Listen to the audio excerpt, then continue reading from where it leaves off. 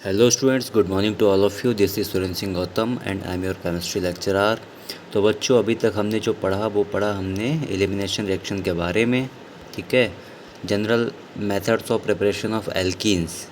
अभी तक हमने पढ़ा general methods of preparation of alkenes, alkenes को बनाने के मेथड्स के बारे में। अब जो हमारा नेक्स्ट टॉपिक है दैट इज़ मैकेनिज़्म। मैकेनिज़्म हम पढ़ेंगे कि किस तरीके से ये काम करता है। ठीक है, ये हमारा जो एलिमिनेशन रिएक्शन है ये किस तरीके से इसका मैकेनिज़्म है, किस तरीके से ये काम करता है, इसके बारे में हम आगे पढ़ेंगे। तो आज का जो हमारा टॉपिक है वो है हमारा मैकेनिज़्म। यहाँ से स्टार्ट करते हैं हम। तो क्या है, depending upon the structure of alkyl halide the some other factor the reaction take place by either of two mechanism commonly referred as E1 and E2 mechanism. अब देखिए, जो भी एलिमिनेशन रिएक्शन है इसके दो मैकेनिज्म है, एक एलिमिनेशन 1 एंड एलिमिनेशन 2। E1 जिसको हम बोलते हैं एंड E2 बोलते हैं। ठीक है, तो फर्स्ट ऑफ ऑल हमारा जो पहला मैकेनिज्म है दैट इज़ E1 मैकेनिज्म। ठीक है, sorry. Most of secondary and tertiary alkyl halide undergo elimination reaction by this mechanism. It is also known as unimolecular elimination mechanism reaction. It is a two-step process and proceeds through a formation of carbon cation intermediate. ठीक है, ये क्या है हमारा E1 reaction, ये हमारा to step process है जिसमें दो स्टेप होते हैं। ठीक है, और इसके थ्रू जो फॉर्मेशन होता है वो कार्बन कटायन इंटरमीडिएट का फॉर्मेशन यहाँ पर होता है।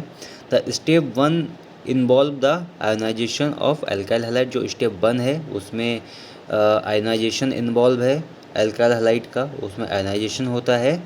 Is a slow step this thus rate determining step. और जो हमारा स्टेप 1 जो हमारा है वो क्या है कि स्लो स्टेप प्रोसेस है जहाँ पर आयनाइजेशन होता है। ठीक है, for example dehydrohalogenation of t butyl bromide in presence of alcoholic sodium hydroxide NaOH to form isobutene follow E1 mechanism and proceed as. ठीक है, फॉर एग्जाम्पल क्या है, डिहाइड्रोजिनेशन होगा ऑफ टी ब्यूटाइल ब्रोमाइड का in the presence of alcoholic NaOH to form isobutene. Isobutene form होगा, follow E1 mechanism and proceed as. किस तरीके से होगा स्टेप 1 में देखते हैं। Heterolytic cleavage of C bond X and formation of carbocation देखते हैं। तो यहाँ पर आप जिस तरीके से देख पा रहे हो C में 3 ग्रुप लगे हुए हैं CH3, यानी कि कार्बन में 3 मिथाइल ग्रुप लगे हुए हैं एंड एक हमारा हेलोजन लगा हुआ है। हेलोजन कौन सा है हमारा, ब्रोमीन। ठीक है, अब यहाँ पर क्या होगा, ये स्लो स्टेप प्रोसेस है। ठीक है, रेट डिटरमाइनिंग स्टेप है ये, यहाँ पर रेट डिटरमाइन किया जाएगा, स्लो स्टेप प्रोसेस है। यहाँ पर क्या होगा, कार्बोकटायन का फॉर्म होगा, जैसे कि मैंने आपको बताया था पहले कि स्टेप 1 में क्या होगा, कार्बोकटायन इंटरमीडिएट बनेगा। ठीक है, तो किस तरीके से बनेगा देखते हैं। CH3 single bond C and ऊपर सिंगल बॉन्ड CH3 एंड सामने सिंगल बॉन्ड CH3। अब देखो यहाँ पर हुआ क्या, यहाँ पर क्या हुआ, यहाँ पर हुआ ब्रोमीन का आयोनाइजेशन। ठीक है, तो ब्रोमीन क्या हुआ, अलग हुआ यहाँ से। जब अलग हुआ तो क्या हुआ, जब ब्रोमीन कार्बन से निकला तो कार्बन कार्बन क्या है, कार्बन क्या है, कार्बन है डोनर। और जो डोनर होता है वो उसके ऊपर हमेशा कौन सा चार्ज होता है, प्लस का चार्ज, यानी कि वो क्या होता है, वो कटायन होता है। ठीक है, और जो निकलता है, जो इलेक्ट्रॉन लेता है, ठीक है, जो दूसरे से इलेक्ट्रॉन लेता है वो कौन होता है, वो अनाइन होता है। ठीक है, उसके ऊपर कौन सा चार्ज होता है, उसमें माइनस का चार्ज होता है। तो वही चीज़ आप यहाँ पर देख पा रहे हो, तो यहाँ पर कार्बोकटायन का फॉर्म हो रहा है। ठीक है, स्टेप 2 की बात करें, देखो पहले स्टेप के बारे में तो हमने पढ़ लिया क्या हो रहा है इस स्टेप में। अब बात करते हैं स्टेप 2 की। तो abstraction of beta proton of the carbocation by a strong base and formation of alkene. तो यहाँ पर क्या होगा यहाँ पर स्ट्रॉन्ग बेस के थ्रू क्या होगा, एल्कीन का फॉर्मेशन होगा। किस तरीके से होगा, CH3 सिंगल बॉन्ड CH3, यानी कि यहाँ से हम ऊपर से पूरा जो हमारा कार्बोकटायन बना था उसको हम यहाँ पर उठा लेंगे। ठीक है, यहाँ पर सॉरी नोट्स में गलती की हुई है इन्होंने बच्चों ने, यहाँ पर CH3 है, यहाँ पर CH3 की जगह पे क्या आ जाएगा, CH2 दिख रहा है आपको बीटा हाइड्रोजन के ऊपर, जस्ट CH2 ये जो दिख रहा है आपको CH2, यहाँ पर CH2 नहीं, यहाँ पर CH3 होगा, ठीक है। CH3 सिंगल बॉन्ड CH3, यानी कि जो हमारा ऊपर कार्बोकटाइन बना था वही सेम यहाँ पर आ जाएगा, कोई चेंज नहीं होगा, ठीक है। इसमें क्या होगा, हमारा हैलोजन क्या हो जाएगा, हाइड्रोजन इसमें ऐड हो जाएगा, बीटा हाइड्रोजन, ठीक है। तो यहाँ पर CH3 CHO की प्रेजेंसी में हम यहाँ पर जब रिएक्शन कराएंगे तो क्या होगा हमारा यहाँ पर जो H है हमारा हाइड्रोजन, बीटा हाइड्रोजन, वो क्या करेगा, हमारा CH3 CHO के साथ में बाइंड होगा, तो हमारा लास्ट में क्या हो जाएगा, OH हो जाएगा, ठीक है। आप जैसे कि लास्ट में देख पा रहे हो, लास्ट में हमारा क्या प्रोडक्ट बन रहा है, निकल रहा है बाहर CH3 CH2 OH, ठीक है। तो CH3 CHOH हो गया, ठीक है। एक हमारा यहाँ से हाइड्रोजन निकलेगा CH3, जो जहाँ पे हमारा CH2 है यहाँ पे CH3 होगा, ठीक है, आप लोग सही कर लेना। तो यहाँ से जब हमारा एक हाइड्रोजन निकलेगा, अब हमारा हाइड्रोजन में बॉन्ड होगा तो क्या बन जाएगा, CH3 CH2 OH हो जाएगा, ठीक है। और यहाँ पर बचेगा क्या, हमारा CH3 सिंगल बॉन्ड C, ऊपर CH3 और सामने बचेगा CH2, ठीक है। एक हाइड्रोजन जब हमारे यहाँ से निकला, एक इलेक्ट्रॉन निकला, तो यहाँ पर क्या हुआ, उसने क्या किया, यहाँ पर डबल बॉन्ड बना लिया। तो जब डबल बॉन्ड बना लिया तो यहाँ पर किसका फॉर्मेशन हो गया, यहाँ पर फॉर्मेशन हो गया एल्कीन का। कौन सा एल्कीन यहाँ पर बना, हमारा आइसोब्यूटीन, ठीक है, जिसको 2 मिथाइल प्रोपीन भी बोलते हैं। Clear.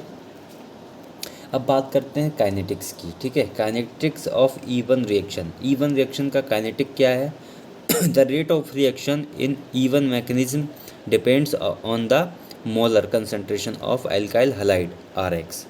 Only it is dependent on the concentration of base, so the even reaction is unimolecular and follows the first order kinetics. ये फर्स्ट ऑर्डर काइनेटिक को फॉलो करता है। It may be represented as, किस तरीके से हम इसको represent कर सकते हैं, rate of reaction is proportional to alkyl halide, ठीक है। इस तरीके से हम इसको रिप्रेजेंट कर सकते हैं। The slow cleavage of the C bond X to form the carbocation determine the rate of overall reaction, ठीक है। ओवरऑल रिएक्शन का रेट डिटरमाइन करता है। So the step 1 is the rate determining step. तो ये जो हमारा एक स्टेप होता है, ये क्या होता है, हमारा रेट डिटरमाइनिंग स्टेप होता है, ठीक है। Order of reactivity of alkyl halide towards E one reaction. और ऑर्डर ऑफ रिएक्टिविटी यानी कि अल्काइल हैलाइड की रिएक्टिविटी का जो ऑर्डर है वो हमारा किसकी तरफ होता है, वो इवन रिएक्शन की तरफ होता है। The easy formation of carbocation is directly related to the stability of carbocation. It means that more stable carbocation is formed more easily, ठीक है। मतलब कि इसका मतलब क्या है कि जो हमारा मोर स्टेबल कार्बोकटाइन होगा वो बहुत ही ईजी से फॉर्म हो जाएगा। The order of stability of carbocation is टर्जरी is greater than secondary, secondary is greater than primary and primary is greater than CH3 कटाइन, ठीक है। Thus, the order of reactivity of alkyl halide towards even reaction is tertiary is greater than secondary and greater than primary. For example, when T-butyl bromide मतलब क्या हुआ हमारा टर्जरी alkyl halide, ठीक है, reacts with alcoholic NaOH। जब ये हमारा alcoholic NaOH के साथ रिएक्ट करता है तो ये फॉर्म करता है T-ब्यूटाइलिन को, ठीक है। This reaction follows even mechanism. ये जो रिएक्शन ये हमारा इवन मैकेनिज्म को फॉलो करता है, जहाँ पर हमारा स्टेप 1 एंड स्टेप 2 था। स्टेप 1 में हमारा कार्बोकटाइन का फॉर्मेशन हो रहा था एंड स्टेप 2 में हमारा फॉर्मेशन हो रहा था एल्कीन का। Clear.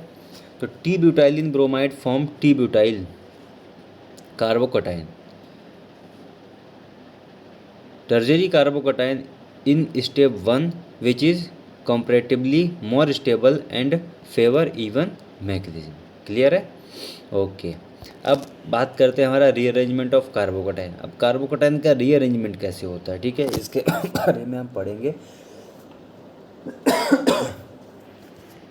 The E one reaction involves a कार्बोकटाइन intermediate. जो इवन रिएक्शन है वो इन्वॉल्व करता है कार्बोकटाइन इंटरमीडिएट को, यानी कि इवन रिएक्शन में आप देख रहे थे कि जो हमारा इंटरमीडिएट प्रोडक्ट बन रहा था, कार्बोकटाइन इंटरमीडिएट प्रोडक्ट बन रहा था, वो उसमें इन्वॉल्व हो रहा था, जहाँ पर यानी कि therefore there is a possibility of carbocation rearrangement to more stable carbocation. Clear. if possible before the proton is lost. Example 3-bromo 2-methyl 2-phenyl butane gives a mixture of two alkenes. One alkene is normal and other is rearranged product. यानी कि यहाँ पर for example तो 3-ब्रोमो 2-मिथाइल 2-फिनाइल butane है, वो क्या करता है, वो टू एल्कीन्स का मिक्सचर देता है. जो पहला एल्कीन होता है वो नॉर्मल होता है एंड जो अदर जो एल्कीन होता है वो रीअरेंज प्रोडक्ट होता है. ठीक है.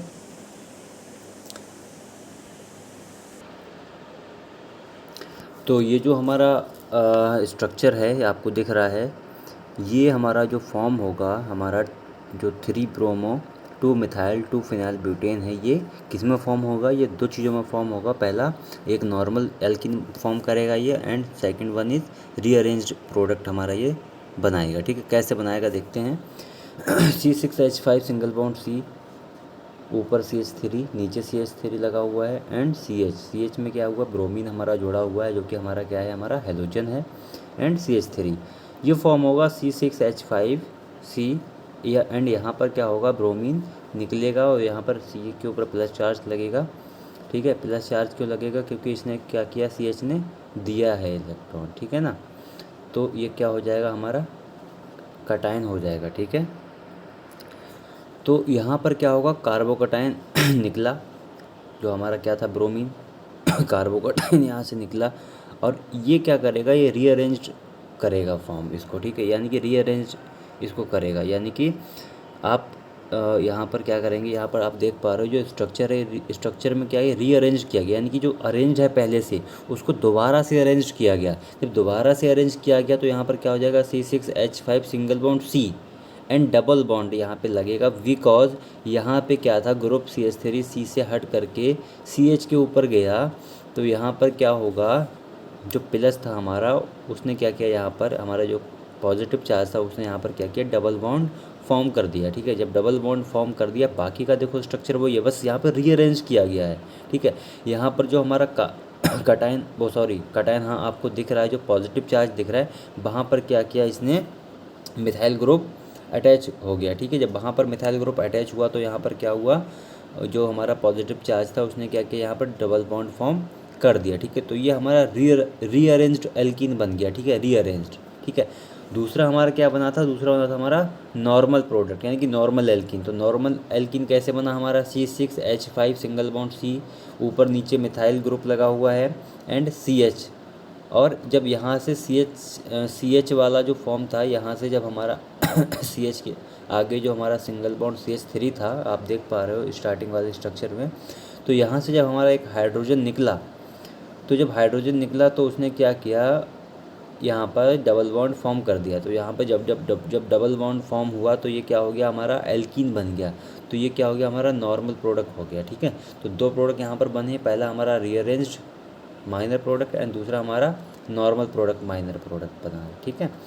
तो नेक्स्ट हम E2 मैकेनिज्म कल पढ़ेंगे, नेक्स्ट लेक्चर में पढ़ेंगे. आई होप कि आपको इतना समझ में आया होगा. अगर आपको समझ में नहीं आया तो आप मुझसे क्वेरी कर सकते हैं पर्सनली. ठीक है. तो हमने आज पढ़ा E1 रिएक्शन के मैकेनिज्म के बारे में, एग्जाम्पल भी मैंने आपको बताए. ठीक है. कि किस तरीके से काम करता है. इसमें 2 स्टेप होते हैं, स्टेप 1 एंड स्टेप 2. स्टेप 1 में क्या होता है वो मैंने आपको बताया, स्टेप 2 में क्या होता है वो मैंने आपको बताया. Kinetics of E1 reaction. ठीक है. काइनेटिक्स E1 रिएक्शन का आज का हमने पढ़ा and order of reactivity of alkyl halide towards E1 reaction, इसके बारे में हमने जाना. ठीक है. एंड रीअरेंजमेंट ऑफ कार्बोकटाइन का रीअरेंजमेंट कैसे किया गया उसके बारे में मैंने आपको बताया आज के लेक्चर में. तो आज के लिए इतना ही काफ़ी. Thank you so much. कल फिर मिलेंगे. Bye bye. Take care and thank you.